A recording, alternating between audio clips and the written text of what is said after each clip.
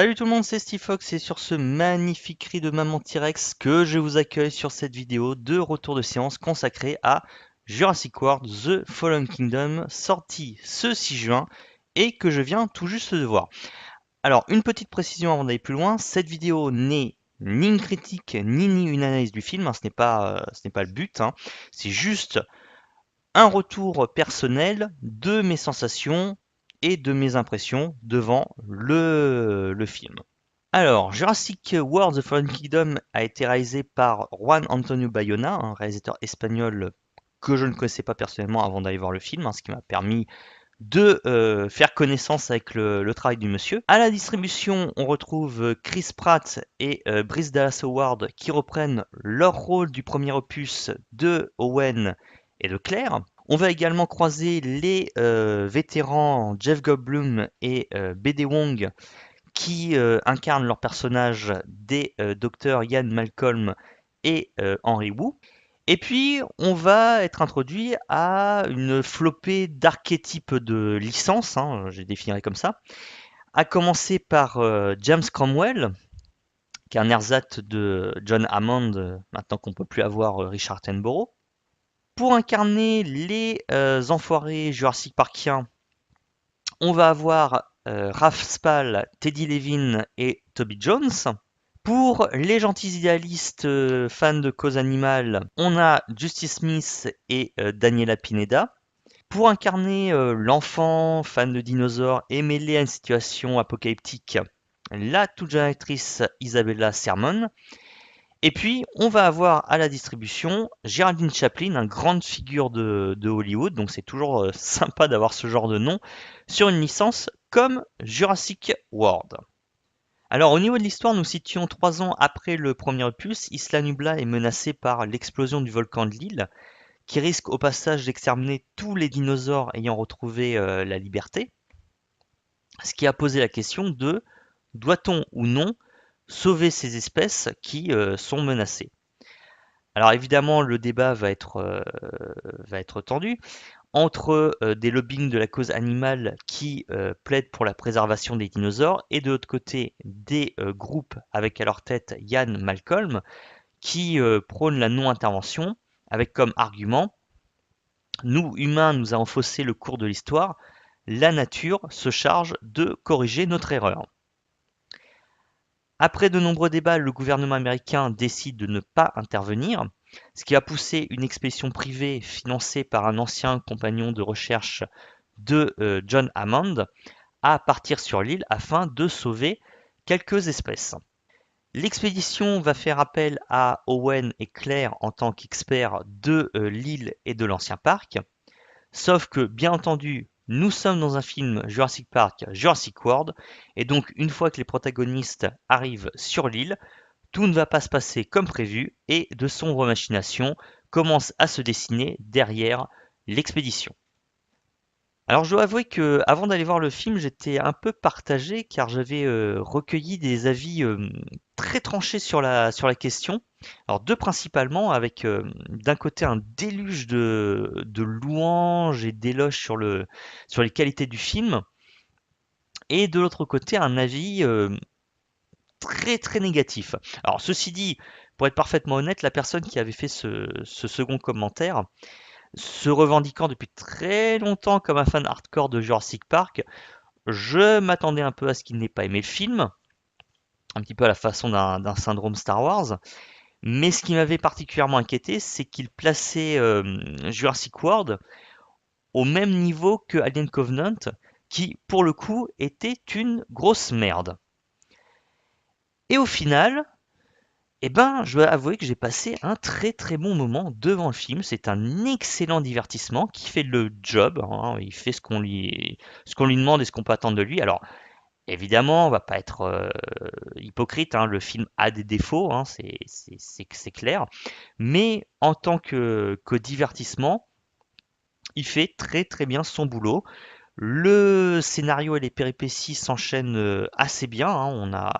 Alors, peut-être parfois un petit peu vite, hein. Je dois avouer que le premier jalon qu'on nous présente, c'est-à-dire la sauvegarde des espèces, la récupération des espèces sur Isla Nublar, ce point de scénario est résolu relativement rapidement, je trouve, hein. Voilà, j'ai été très surpris quand ce jalon a été atteint et dépassé.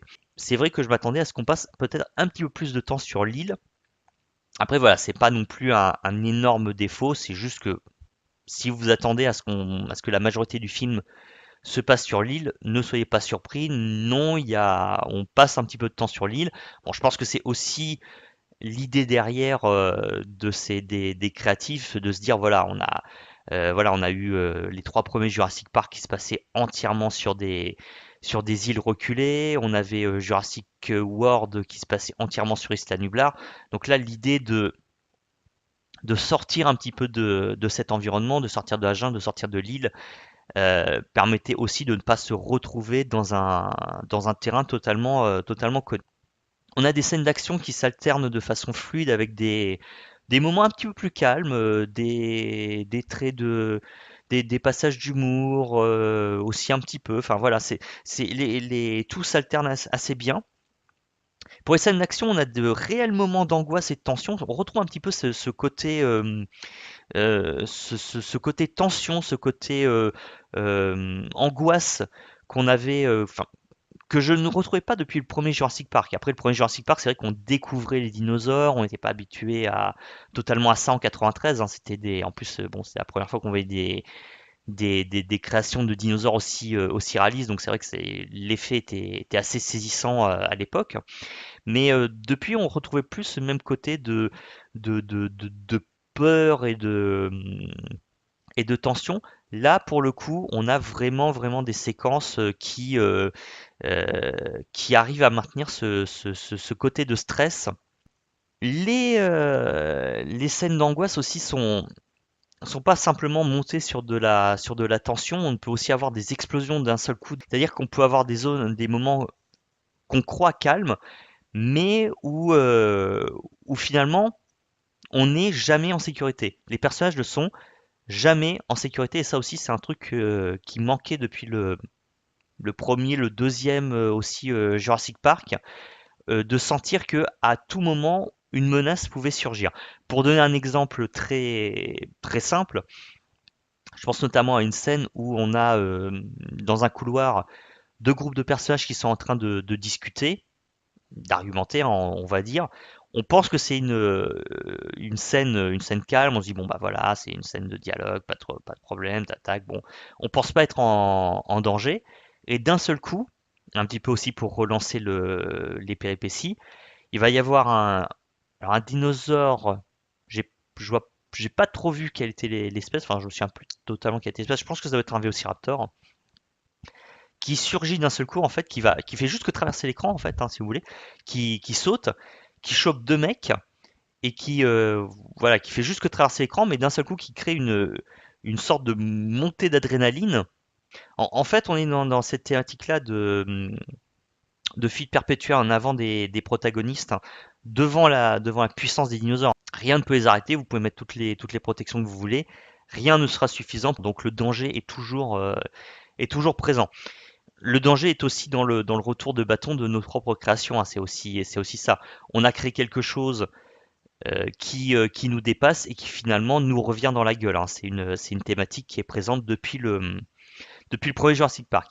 Et c'est là l'un des points de la saga Jurassic World, c'est récupérer en quelque sorte les thématiques historiques de Jurassic Park et de les recréer avec un nouveau traitement, avec une nouvelle couche, avec de nouvelles approches, hein. Faire du neuf avec de l'ancien. En gros, faire ce que aurait dû faire la nouvelle trilogie Star Wars, mais qui est beaucoup mieux fait dans la trilogie Jurassic World. Et pour le coup, sur ce point, The Fallen Kingdom réussit parfaitement sa mission. Beaucoup mieux que le film précédemment, mais j'y reviendrai avec la nouvelle bébête introduite dans ce film. Alors, un petit mot rapide sur l'humour dont je parlais tout à l'heure. Alors, attention, c'est pas de l'humour lourdingue, hein, c'est pas quelque chose de forcé dans le style attention, il faut bourrer des scènes d'humour parce que on pense que l'audience va aimer ça, hein. Non, c'est plus du saupoudrage de petites couches d'humour et qui ne sont pas indépendantes. En fait, souvent, l'humour qui est introduit dans Jurassic World est mêlé dans d'autres scènes. C'est-à-dire que souvent dans des scènes d'ailleurs de tension, donc ce qui fait qu'elles sont toujours justifiées et qu'elles ne sont pas forcées. Un exemple concret, hein, il y a un moment où, je ne dis pas pourquoi, mais Owen et Claire doivent prélever du sang à un T-Rex. Alors, le T-Rex est shooté, hein, évidemment, on n'est pas dans Jurassic Park 3 où il y a le gamin qui récupère de l'urine d'un T-Rex, on ne sait pas comment il a fait. Là, le T-Rex est shooté, il est dans une cage et Owen et Claire doivent récupérer du sang dans la jugulaire du T-Rex, donc c'est-à-dire au niveau du cou. Donc, pour être clair, juste à côté de la mâchoire du T-Rex. Ils sont dans la cage avec le T-Rex. Donc voilà, normalement, c'est une scène qui devrait être absolument étouffante. Du fait que le dinosaure est peu dans les vapes, voilà, ça va entraîner quelques petits événements qui vont pas faire rire en fait. C'est ça le truc que je veux faire passer, c'est que il va jamais y avoir de moment où on va avoir un fou rire. Hein, c'est pas comique, c'est plus, voilà, on va rire nerveusement, ça va être ironique, ça va être un petit peu grinçant, mais voilà, ça détend un petit peu certaines scènes qui permettent de faire passer l'attention. Tout ça pour dire que ces différents éléments sont au service d'une ambiance générale d'un véritable film de monstre. Hein. On retrouve encore une fois cette thématique qui était présente dans les premiers opus, hein, dans Jurassic Park, surtout dans Jurassic Park premier du nom en fait, hein, vu qu'on découvre l'environnement, d'avoir un film de monstre mais avec des dinosaures. Et cette thématique est cristallisée, à mon sens, dans la dernière création du film. Alors, une thématique importante dans Jurassic Park, c'est la question des manipulations et des expériences génétiques. Hein. D'ailleurs, la recréation des dinosaures est le résultat d'une expérience génétique. Petite parenthèse à ce sujet-là, à préciser, la gamine dans le film est directement liée à ce point de scénario. Je dis pas comment, parce que c'est une des révélations du film, alors qui n'est pas essentiel à l'intrigue, mais qui apporte, on va dire, un petit peu de profondeur au lore de la licence. Bref, une thématique importante dans la saga, ce sont les manipulations génétiques. Depuis Jurassic World, c'est poussé un petit peu plus loin, vu que là, c'est plus simplement de recréer des dinosaures, c'est carrément de jouer non plus à Dieu, mais à Frankenstein en créant des hybrides. L'exemple, évidemment, qui est connu, c'est l'Indominus Rex du premier opus, du premier Jurassic World, qui était une très bonne idée à la base, mais qui, à mon sens, était un petit peu grossière dans son traitement. C'est-à-dire que je comprenais l'idée d'avoir symboliquement, à travers cette créature, ce dinosaure, une symbolique de la culture du blockbuster, de vouloir faire toujours plus gros, plus fort, plus d'explosions, plus de vitesse, plus de personnages, plus de flingues, plus de tout ce que vous voulez. Hein. Voilà, la surenchère ultime est sans limite. Mission impossible, si tu me regardes, je pense à toi. Mais en fait, le problème, c'est que derrière, dans le traitement, ça tombait un petit peu à plat. Pour moi, c'est surtout la séquence, le moment qui m'a fait un petit peu décrocher. C'est le moment où Claire et Owen découvrent le troupeau de Diplodocus qui a été attaqué par l'Indominus Rex. Et le commentaire, c'est de dire oui, ce truc ne tue pas parce qu'il veut se nourrir, contrairement à un T-Rex par exemple, mais il tue parce que c'est pour ça qu'il a été créé, c'est un sport, enfin c'est quasiment un sport, voilà, il tue pour le plaisir. À mon sens, j'avais fait oui, bon, les mecs là, c'est peut-être un petit peu poussé. C'est un petit peu de la symbolique du mohoho, graou graou, je suis un méchant. C'est peut-être un petit peu trop là quand même, un petit peu trop grossier. Donc c'est en ce sens-là que je trouvais que l'Indominus Rex n'était pas très bien maîtrisé. Là, dans The Fallen Kingdom, le Docteur Wu, encore lui, a développé un nouveau monstre qu'il a baptisé Indoraptor. Alors comme son nom l'indique, c'est un hybride qui a été créé principalement à partir d'ADN de Vélociraptor, d'un Vélociraptor en particulier. Et l'une des bonnes idées du film, c'est d'avoir créé un slow burn sur l'Indoraptor. Il y a vraiment une montée progressive de l'apparition de la créature, c'est-à-dire qu'on va commencer par voir une griffe, par voir un œil, par entendre un bruit, par voir une ombre, enfin, voilà. Et quand ce truc apparaît à l'écran, l'effet est juste saisissant. Pour tout dire, l'Indoraptor est juste une pure saloperie, et ça, je pèse mes mots. Tout dans cette bestiole pue la méchanceté, la perversion, que ce soit dans le comportement, la position qu'il adapte, la démarche. On sent la bête qui va te traquer, une espèce de, ouais, voilà, de monstre de cauchemar. La caméra prend vraiment bien le temps de nous le montrer sous toutes les coutures. En plus, il y a une mise en scène où il apparaît dans une espèce de lumière, de halo assez aveuglant, donc on le découvre vraiment petit à petit, et ouais, c'est ça, c'est sa fonction et son comportement, ce pourquoi il a été créé, transparaît vraiment à l'écran, et même jusque dans le regard de la créature. Je ne veux pas dire de l'animal ou du dinosaure. Dans la thématique de jouer à Frankenstein, donc c'est un petit peu une sorte de créature de Frankenstein. Le regard de l'Indoraptor pue littéralement de l'intelligence perverse qui a été instillée dans la bête. Tout bêtement, il y a une séquence où l'Indoraptor se retrouve face à un personnage qui veut le neutraliser. Le personnage tire 2 fléchettes sur l'Indoraptor. Ça n'a pas l'air de l'affecter, ce que fait remarquer l'autre personnage. Et d'un seul coup, l'Indoraptor tombe sur le flanc, comme si d'un seul coup le sérum, le sédatif venait de faire effet. Le personnage s'approche de l'Indoraptor pour faire ce qu'il a à faire. Et en fait, on a un plan de côté et il y a une réaction en plusieurs temps de l'Indoraptor où on sent que ce truc est au-delà de l'intelligence des raptors. C'est-à-dire qu'une idée qui a été avancée depuis le début de la saga d'ailleurs, hein, parce que dès le premier, on nous avait déjà montré que les raptors étaient très intelligents. Donc voilà, c'était pas une notion qui avait été avancée avec Jurassic Park 3. Mais là, avec l'Indoraptor, on est au-delà de ça, vu que les raptors étaient incapables de feinter ou en tout cas de simuler. L'Indoraptor, lui, a été conçu avec ce degré de raisonnement, dirons-nous. Alors pourquoi?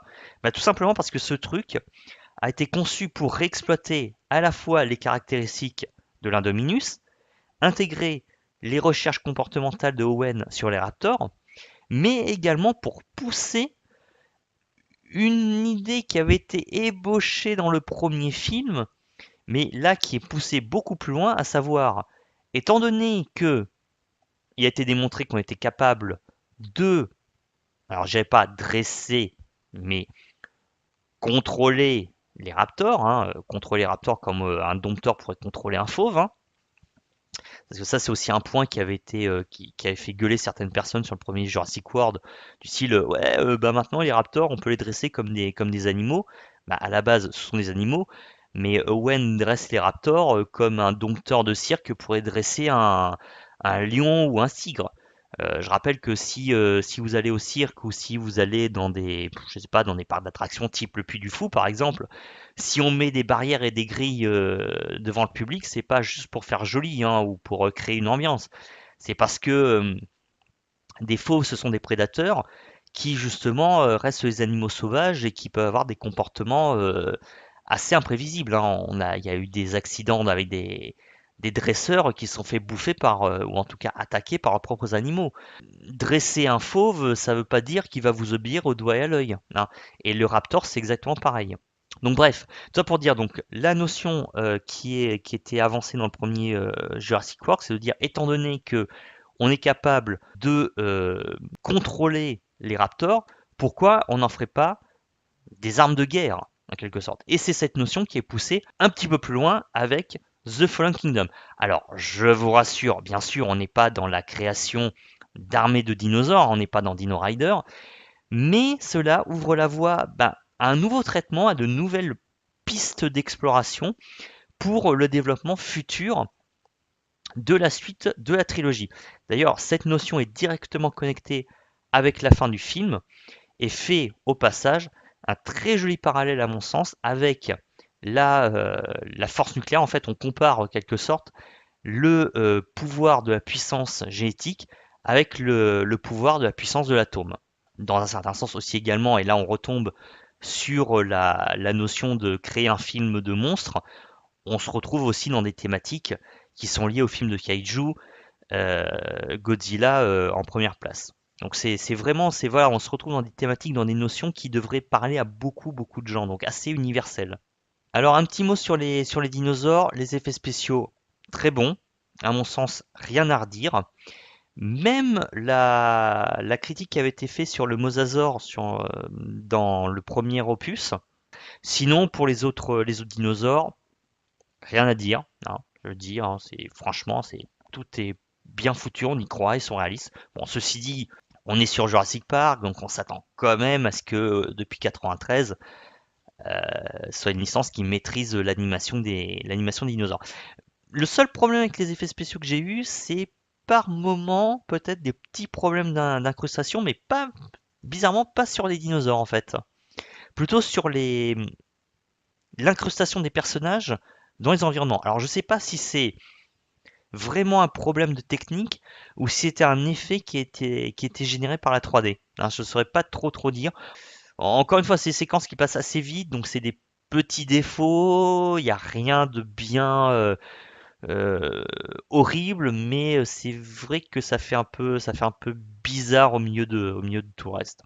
Également sur les dinosaures, une chose assez insolite, je dois dire, c'est la première fois que dans un film Jurassic Park, Jurassic World, je ressens de l'empathie ou de la compassion pour un dinosaure.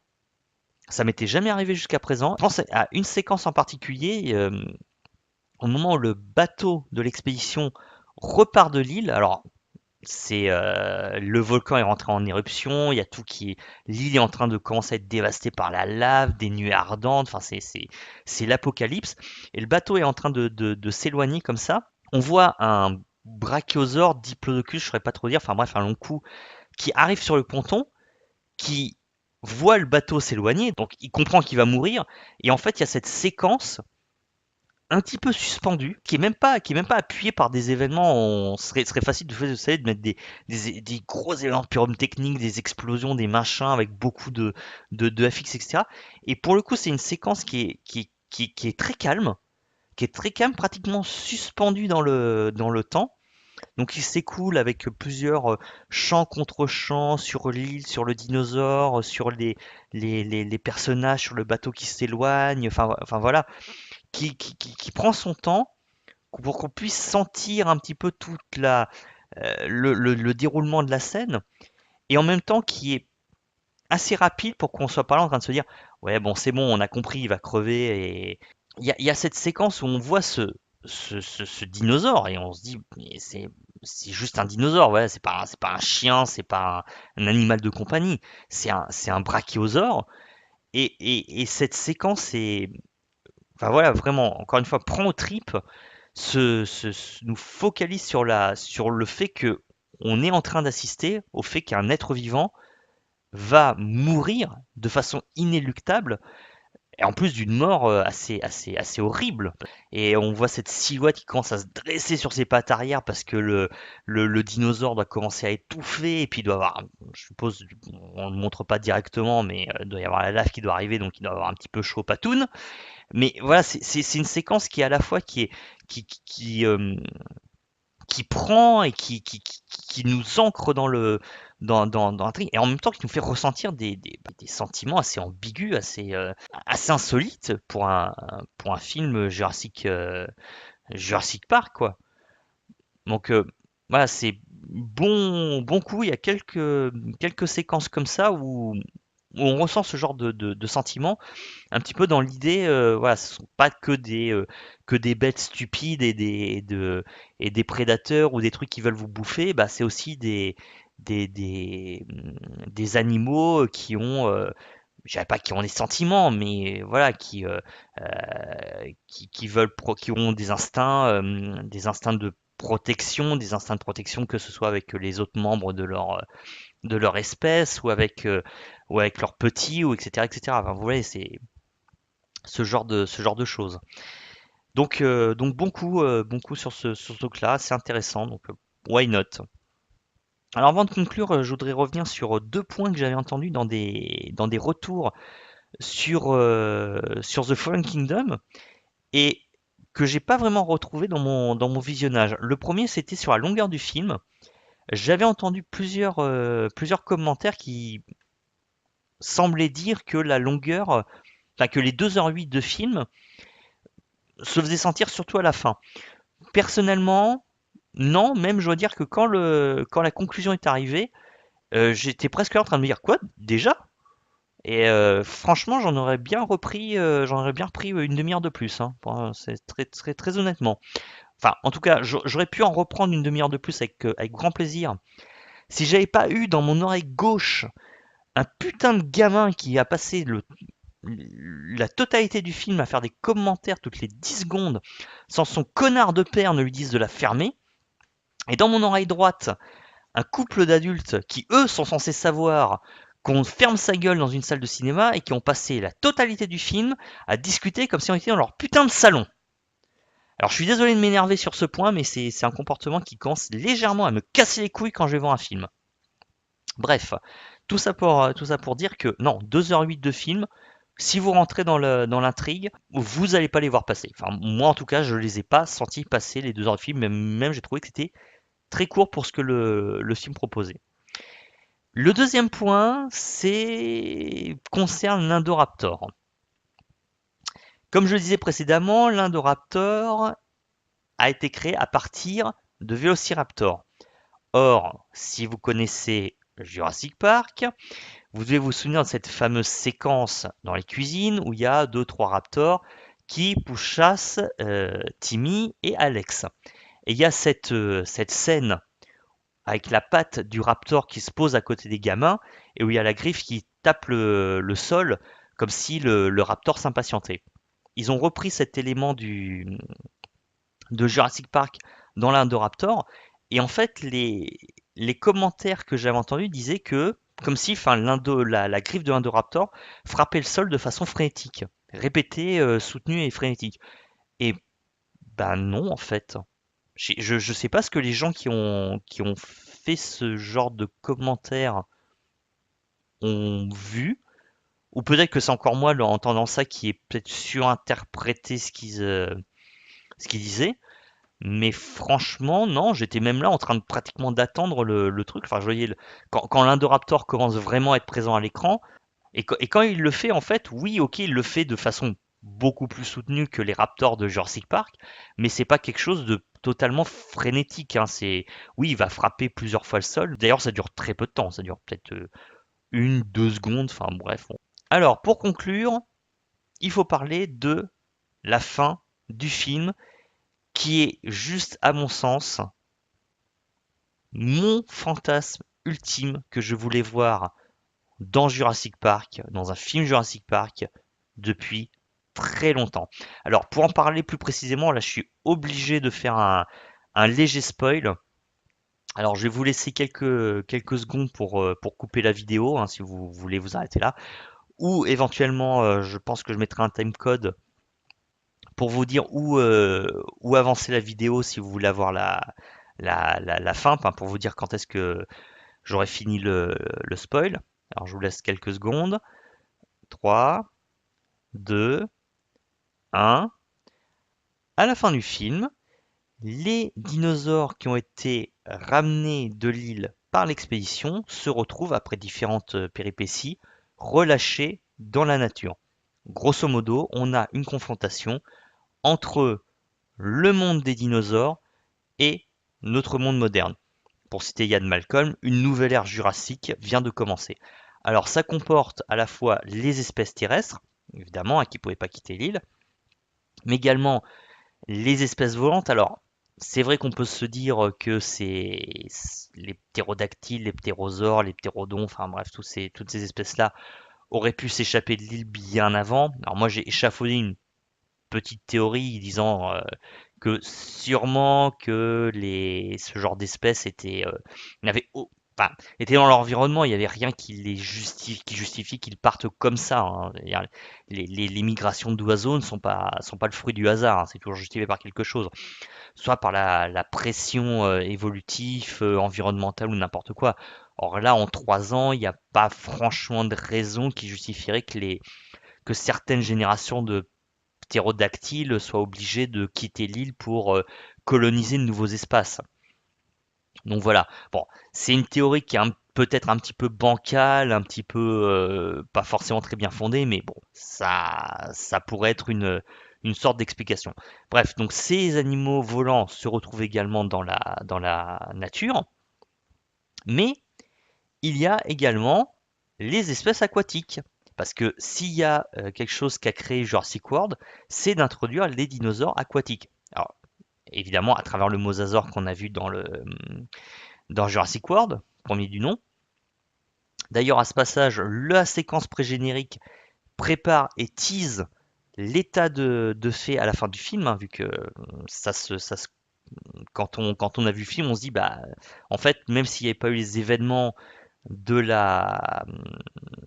de Fallen Kingdom, en fait, rien que par la séquence pré-générique, cet état de fait, alors, serait pas aussi important que tel qu'il est à la fin du film, mais il existerait d'un certain point de vue, en fait. Donc, voilà, cette séquence pré-générique, ou pré-titre, dirons-nous, parce que c'est pas vraiment pré-générique, c'est pré-titre, annonçait déjà la conclusion du film. D'ailleurs, au passage, en parlant du titre, petit point à signaler, c'est la première fois que le titre n'apparaît pas simplement comme ça à l'écran, hein. D'habitude, on a juste le titre qui apparaît, Jurassic Park, Le Monde Perdu, enfin bref. Là, il y a toute une mise en scène avec la lave et les fossiles de dinosaures qui créent quelque chose d'assez nouveau et d'assez inattendu pour un film Jurassic World. Voilà. Enfin bref, en tout cas, cette conclusion est purement géniale. Enfin, quand je l'ai vu arriver, j'ai fait waouh, c'est ça ouvre des perspectives très très intéressantes et ça me donne vraiment envie de voir ce que les créatifs vont en faire pour le troisième volet, puisque évidemment il y aura un Jurassic World 3 qui devrait sortir dans quelques années et franchement, je serai au rendez-vous pour aller le voir parce que j'ai vraiment envie de voir où est-ce que cette trilogie va nous emmener. Donc pour moi, ce film est un très grand oui. C'est un très bon opus de la saga qui ne fait pas honte à ses prédécesseurs. C'est un très bon divertissement. Encore une fois, je dis, le film n'est pas parfait, hein, il a des défauts, hein, je ne le nierai pas. Mais si vous appréciez la saga Jurassic Park, Jurassic World, c'est un très bon ajout. Vous avez passé un très bon moment devant le film. Donc c'est un très grand oui pour ma part. Sur ce, je vous remercie d'avoir suivi cette vidéo. Si vous l'avez apprécié, vous pouvez mettre un petit pouce bleu. Vous pouvez également vous abonner pour ne pas louper mes prochaines vidéos. En attendant, je vous souhaite une bonne continuation et je vous dis à très bientôt sur de nouvelles vidéos, soit de gaming, soit éventuellement des retours de séances cinéma. C'était Stifoc. Salut tout le monde!